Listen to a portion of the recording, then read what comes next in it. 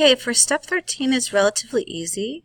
Basically what we're going to do is make some of these inputs guaranteed to be lowercase and some guaranteed to be uppercase. So there's a variety of ways you could do this. We could do it down here on the text, but I prefer to do it right when I grab these inputs. So I can use those dot operators of two lowercase. So I want this text, these noun inputs to be in lowercase. So I'm going to put 2 lowercase here right after that, and it's going to automatically put that to lowercase. And here I'm going to want to do the same thing.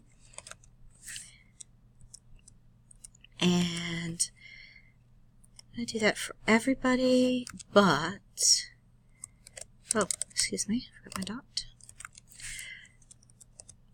And except this song, I want my song to be in uppercase.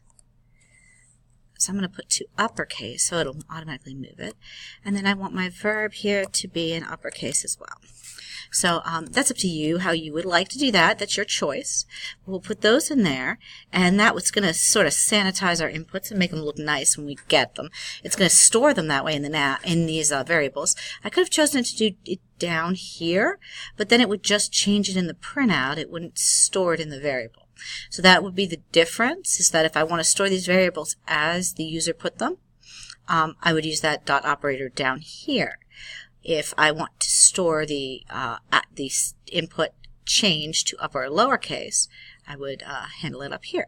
So we're going to run this now, and then I'm going to try a plural noun. So we'll talk about, let's use some normal case, noun, song.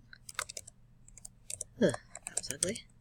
Okay, so now I've typed this in with a variety of capitals, and then when I run it, there you go. Nouns, notice my lower cases are done, and song is brought to uppercase, and verb is uppercase as well.